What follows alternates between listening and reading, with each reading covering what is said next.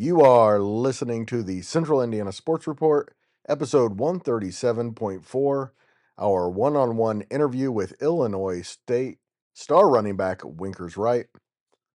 Wenkers has no connection to Central Indiana except his aunt and uncle are your host and producer, Susie. Wenkers just finished his junior season at Illinois State. He ran for over 1,000 yards as a junior and just went over 2,000 yards for his career. Winkers also has an interesting backstory that you will be interested to hear. Here it is, my interview with Illinois State star running back Winkers Wright. You're listening to the Central Indiana Sports Report with your host, Greg Mengel. Welcome to the Central Indiana Sports Report, to the legend that is Wenkers Wright. We talk about him almost every week on Eric and Ryan Robinson's college football podcast. And here he is live in person. No relation to Central Indiana, except to Uncle Greg and Aunt Susie. Wenkers is my nephew. Welcome to the podcast, Wenkers. Well, thank you for having me, Uncle Greg. I'm very happy to be here. I'm excited to see what type of questions you have and how you really do this podcast thing. So, as many of you know, Wenkers just finished his sophomore, junior? My junior year. Officially your junior year of college, eligibility-wise at Illinois State. Went over 1,000 yards rushing this year, 2,000 rushing yards for your career. Talk about your experience so far at Illinois State. Yeah, so coming in, I was pretty good at high school football, and then I came in, and it's just one of those little rude awakenings. So new world. Yep, completely different planet, basically. So then I had to prove myself once again, and luckily I was able to freshman year. I was one of like 3 or 4 freshmen that played, and I only played 2 games, kept my red shirt, so nothing crazy. And then my sophomore year comes around, and our starting running back gets hurt. He breaks his foot first game against Wisconsin. And so me as a sophomore, still developing, getting all the plays, figuring out how to pass block, I had to all of a sudden play against Wisconsin after the first drive. So this was still first quarter, and I'm thrown into the deep oceans. And so, I wasn't nervous at all. It was a weird moment. It was terrible to see the starting running back, Cole Mueller, go down because he was an absolute stud. But that season, I battled a bunch of injuries. I was still trying to get my strength, get the college football body going. And so that year I only ended with like 600 yards, over 600. Then the following year we brought in a transfer from NIU, so my redshirt sophomore year. And he was a stud. Mason Blakemore's his name. He moves like a video game, like a joystick. Like, I don't know how he moves like that. I've never seen anybody move as well as he does. And so that year I was behind him and Cole Mueller, the starter that got hurt during Wisconsin. So that year I put together 300 yards, just patiently waiting for my chance to finally get some good playing time. And then we fast forward to this past season that we just had, and once again we're playing Iowa, and the starting running back gets hurt first drive, and he messed up everything in his knee. So here I am, not really expecting to play a whole lot, and I'm thrown into, hey, it's time to play against Iowa all of a sudden, when it was not the game plan to have me play or start. And so once again, I just kind of took every opportunity I was fortunate to have. And our running back, he's recovering now, but at the same time, he had faith in me. And behind me, we had some young running backs who were absolute studs. They move really well. I call myself a power back. And those guys, they're pretty elusive. One hurdles, he spins, he does everything that I probably shouldn't try to do. And so I was fortunate enough to have a pretty good year. It was pretty hard putting in a 1,000-yard season because every week our offensive linemen would change. Like, we were still trying to figure out who's our starting lineman, who's our starting 5. And so for a couple weeks there, we had a different looking offensive lineman every week just because the coaches weren't sure exactly who they could trust, or due to injuries, which is just another factor of football. So, yeah, I was able to put in a 1,000-yard season, and I barely reached the 2,000 season goal. And it was actually my very last play after before I got hurt. I hit the goal. I went down, dislocated my shoulder, and tore my labrum. But I got the 2,000 yards, and it was worth every single injury that I've had so far. Okay, so that was going to be my next question. Has it been worth it? You are slinged up right now. What's your status? Yeah, I'm in a immobilizer right now. I just got shoulder labrum repair surgery 3 weeks ago. And so now I'm doing physical therapy. It feels really good. They want me to stay in the immobilizer so I don't lift up my arm too much, but when I'm out of it, I can lift it up pretty good, and it feels just fine. So I think I'm definitely ahead of schedule when it comes to rehab, but at the same time, we're just gonna take it slow. No need to rush it. We're gonna have another season coming up, so yeah. So you were injured going into the game. Yes. Is it possible that sometimes you're too tough for your own good? Oh, 100%. So it was the first round of playoffs against Southeast Missouri. That's when I initially dislocated my shoulder and tore my labrum, and they popped it back in. And, it felt sore the next couple of days, but I'm like, just put a brace on, I'll play. It's the playoffs. It's the playoffs. We haven't made the playoffs in the 4 years that I've been there. So this was the best season that we've had since I've been there. And another thing, I was a starting running back. Like, they were relying on me, so I said, yeah, I'm going to play. And I had my parents saying, no, you don't have to play this game. My siblings saying, no, you don't have to play. It's like, yeah. Uncle Greg was saying, Wenkers, you probably shouldn't play this game. And I said, I'm just going to play. I'm here to play football, give the team everything I had. And that's right. It was a slow start, but second half, I heard it SEMO, and then I sat out for the rest of that game. We finished out. Defense played an amazing game. I think it was like 8 turnovers, something insane. And then to get to the Sweet 16. Yes, and then the following week we go to Davis, California, to play against UC Davis, a pretty good ball club yes. team. Very, very good. And it's all the further you go west, yeah. The better the competition gets in your level of NCAA football. The competition starts to catch up to us the further west we go. That's right. And so second half, first couple of drives, I got a big run, and I just got hit on that left side, and my shoulder goes limp. I land on my back, my body shuts down for a second. I'm like, well, this is not good. So I managed to make it off the field, but that second time dislocating it was much worse. So that was the end of our season. We ended up losing that game, and I got surgery 3 days after that game. So is this the end of your football career then? No, I have one more year, and moving forward, though, I'm definitely going to be in a pretty good brace playing for this last year. But I got one more year left, and I'm just going to do whatever the team asks of me or what's required of me. I'm going to go out there, do what I do, and just try to do the best for the team. So 1 more year at Illinois State, is that the plan? Yes, that's the plan as of right now. Are there other potential plans? There's always other potential plans, and at the same time with this injury, those potential plans will be pushed back a little bit. So as of right now, we're just trying to get healthy, and there will be a spring portal if anything does occur. And if a school does reach out, then I will consider it if the circumstances are correct. But as of right now, it's looking like Illinois State. But first, we got to get healthy and get ready to be able to play a whole nother year of football. What I've gotten talking to you off of the air is that you're really happy at Illinois State. And if that is what happens, you'll be happy to return for what should be a really good team, right? It should be, yes. In terms of offense, we have just about everybody coming back besides the offensive linemen. But at the same time, we were still trying to figure out our offensive linemen last year too. So that's something that we haven't dealt with before. But what's kind of going to hurt us is defense.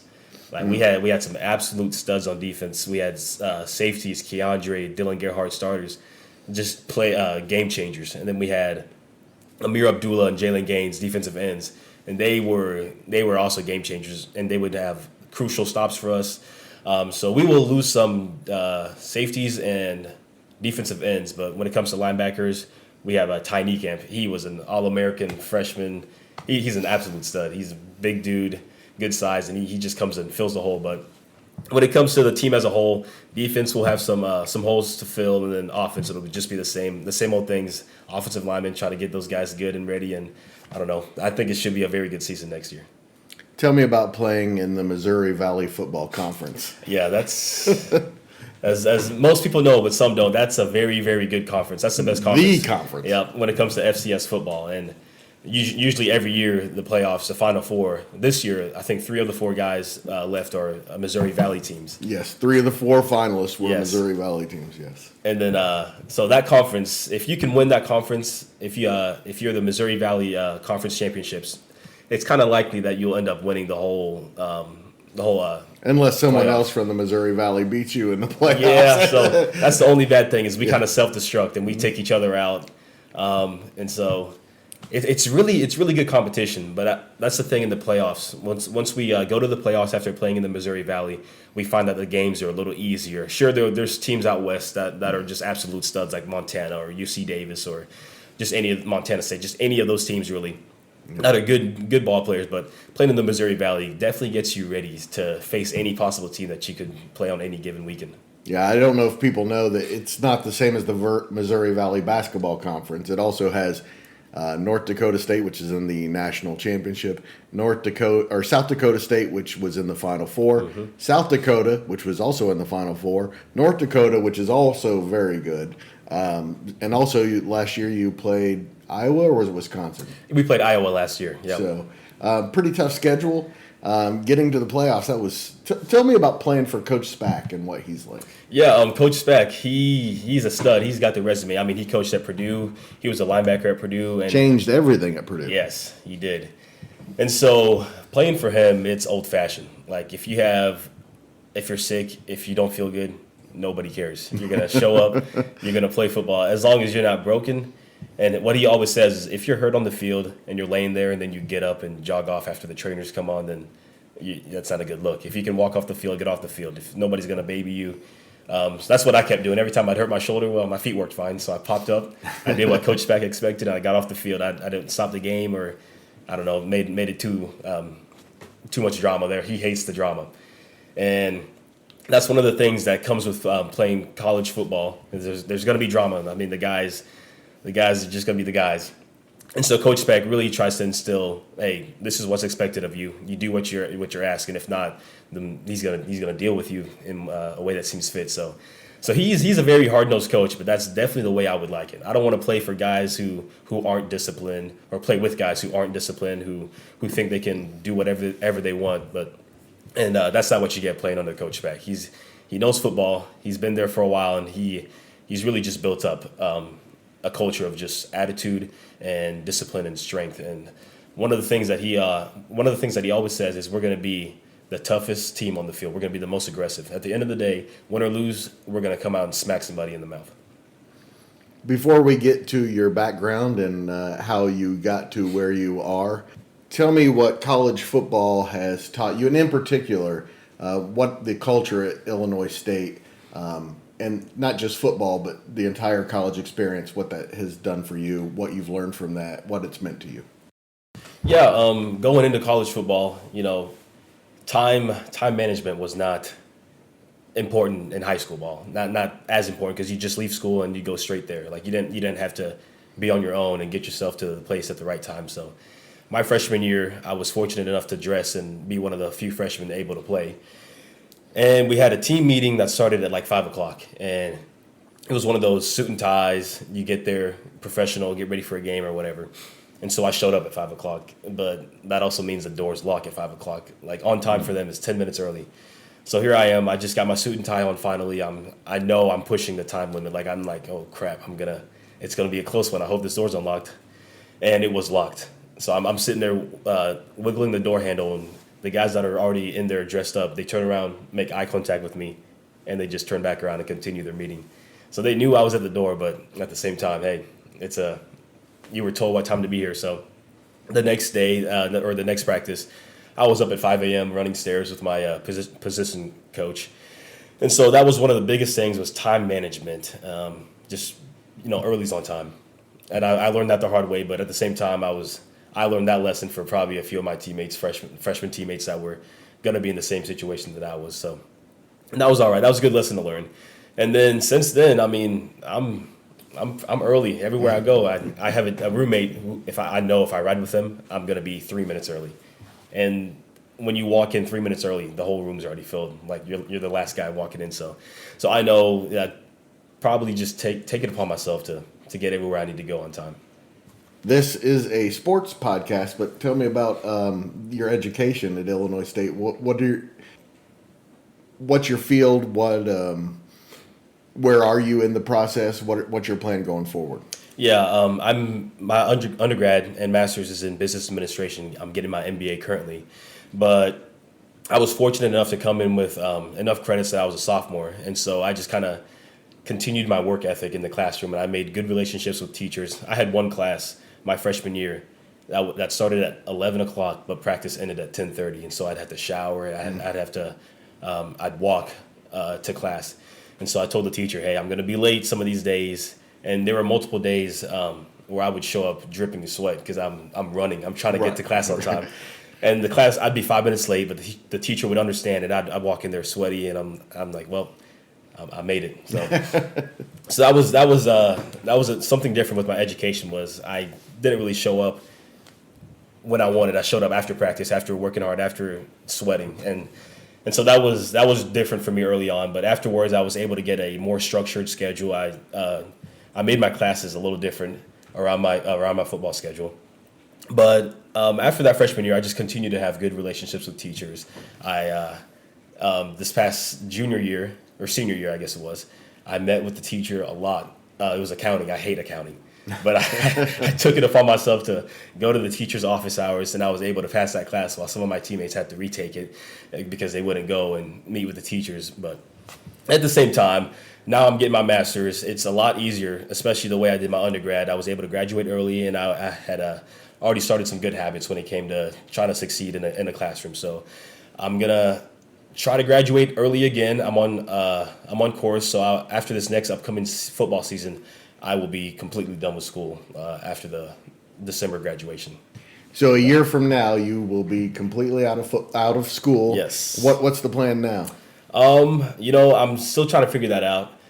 I want to do something sales related or people related, getting to talk to people, just being myself really. And so I'm gonna meet with a couple medical device sales guys or technology sales representatives, stuff like that. And I'm thinking that's where I'm gonna head in the future and see if that's a possible career path for me.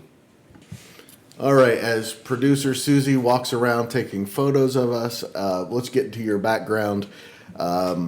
Of course, I know a lot of these questions I'm about to ask you, but I'm going to ask them anyway.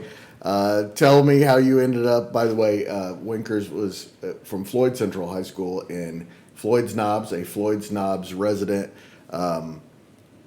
before he headed to Illinois State. Tell me about your background and how you wound up here. Yeah, so originally me and my brother Gregory, we were both adopted from Haiti.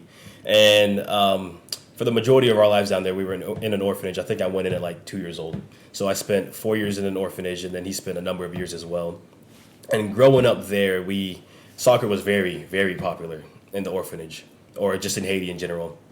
And so that's what we did day and night. We played soccer. That was the only thing we could really do. We just played soccer from the time when the sun came up and when the sun came down. That's all we did.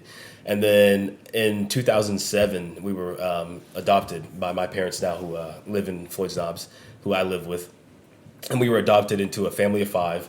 And they just kind of took us under their arms, and they showed us as much love as they did their other children. I mean, we don't look the same, but at the same time, those are my family members, and we love just as hard, if not harder, than any other normal family that doesn't have adopted kids. So they took us under their wings, and I started out playing soccer. We both did in the United States, and it was different because in the orphanage we were on concrete and gravel. It didn't really matter. We were just happy to have a ball, and we figured out everything else after that. But here I was given soccer cleats, socks, shin guards, grass. Grass was probably the biggest game changer. And so I started playing soccer here. I found a pretty good amount of success early on. Maybe it was because of the street rules in Haiti, being aggressive. You just go out there and play ball.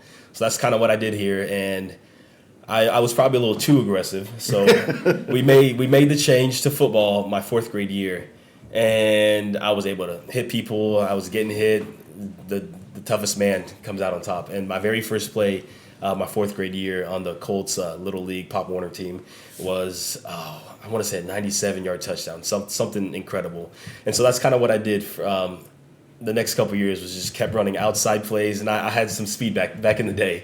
So I'd just run outside, and I'd run straight, and I'd find myself in the end zone. And so By the way, Winker's best running back in the family, I'll admit that. Still not the fastest running back in the family. I don't know about that one. I will admit I've lost some speed. I've taken some hits and some injuries that I probably won't recover from. But at the same time, I'm a power back now. And so I continued to have success, middle school, high school. it was high school year, my sophomore year. I'm sitting playing video games, and my oldest brother Noah, he comes up and says, "Hey, so you're doing pretty good in football. Do you expect to play college ball or Division One?" I was like, "No, I don't think I'm good enough. It's not very common that somebody, at least from this area, or goes and plays Division One." So I was like, "No, I think I'm just going to use football, get through high school. I don't know if I'll go to college. Maybe I'll work a trade or whatever." But and then my junior season happens, and I had a very, very good year. And then I was like, okay, maybe a Division One college scholarship could be in my future. And so after my junior year, I started getting some notice, some exposure. We had one lineman, 6'7", 300, over 300 pounds now. His name was Zim Moholsky, and he was probably the one that put my high school on the map. He was getting offers from every offer I got, he got before me. So he got like Illinois State and everything else. So I'm very grateful to have him, because who knows if I would have got the attention if it weren't for Zen. But he was able to get some crazy offers. He ended up committing to Ohio State. And so he's actually about to transfer. He's going to finish out the playoffs with them, a bowl game or whatever. And then he's going to get in the transfer portal. And I think he's going to come somewhere more local. Either that'd be IU, UK, or Louisville. So we'll see what happens there. So I think Zen definitely put our school on the map. Just his potential. He had great size. They could put some weight on him. And then they noticed that we probably also had a good running back. So then I started getting some phone calls. My first phone call was D2 or D3, some school out in Pennsylvania. And so that was a very, very fun phone call to have. And that was kind of what started my whole recruiting process. I posted on Twitter that I just had a phone call, my first recruiting phone call with a school out in Pennsylvania, and then other offers started coming in. And what was interesting was it was during COVID time. So I had some official visits lined up, but I wasn't able to go on quite a few of them. And then every day, Illinois State would reach out to me. I had offers from Indiana State, Bowling Green, and Missouri State. But throughout my recruiting process, I had originally committed to Bowling Green because they're in the MAC, the best program to probably play for out of my offers that I had. And at the same time, I took too long to recruit there, so they put me on the roster as an athlete. And that didn't really sit right with me. I mean, maybe, part of it was my fault. I took too long to commit there. So I ended up decommitting because I want to play running back. Like that's what I played all my life. I don't know if I'd succeed in other positions on the field. And so I still had Illinois State reaching out to me every single day. They took me on a Zoom tour of the campus. And I talked with the coaches, some of the staff, and it just seemed like a great fit, not too far from home. And then we actually went up on our own little visit, and we saw the campus for ourselves. And yeah, it definitely felt like home. And it's been home. You've enjoyed the process. Oh yeah, it's been an amazing process. The coaches there, the teammates, every relationship I've made is for life there. And met a girl. I did, yes.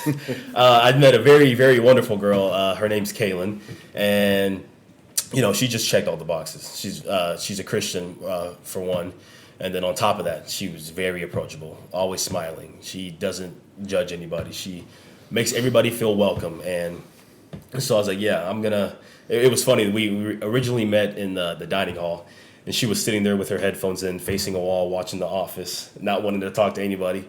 So what do? I just went up and I talked to her. Nice. And so now we've been going strong. We had our 2 years, December 10th, this past December. So everything's going really good with her. And, Illinois State, they just had so many things to offer me. And I think it was the very best decision for me. Who knows what would have happened if I actually went to Bowling Green. And I'm glad I didn't. I wouldn't trade anything that I've found in Illinois State. Excellent. Finding a good partner is a key to life.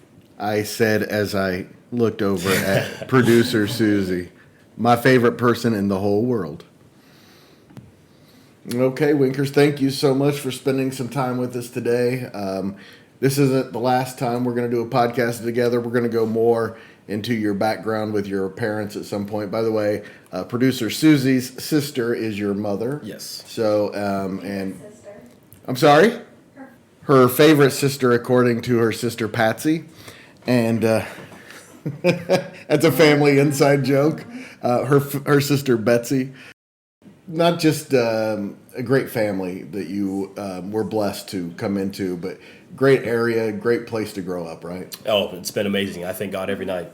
You can never thank God enough for even the smallest things in your life. So I make sure to thank Him every single day of my life, because who knows what would happen if I were to stay in Haiti. The path of success in Haiti is to get out of Haiti. So I was part of the few kids in the orphanage that were able to see this path to success, and the Lord is he's got to be thanked every single moment of my life for anything, even the smallest success that I find. Perfect way to end it. Thank you so much for your time, and we'll do it again very soon. Illinois State star running back Wenkers Wright, thank you so much. Thank you. Thanks again to our favorite running back, Wenkers Wright of Illinois State, for joining the Central Indiana Sports Report. And thank you for listening. If you enjoyed the Central Indiana Sports Report, please go and like, subscribe, or follow us at SoundCloud, Spotify, Apple Podcasts, Amazon Music, or YouTube. And producer Susie keeps telling me I don't need to name all of them every time.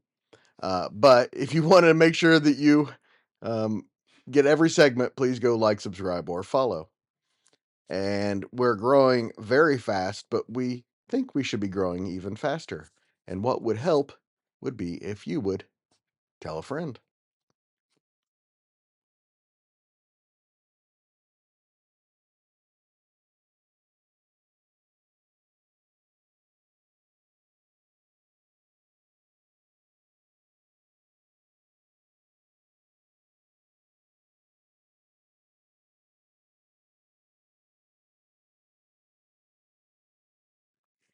Hey, Susie. Yeah. Were you aware that the Central Indiana Sports Report is a product of ITG Media? I was aware of that. Oh, well, good. Well, now you know for sure that I it is. also know that you love Susie. I do love Susie. And I love Greg.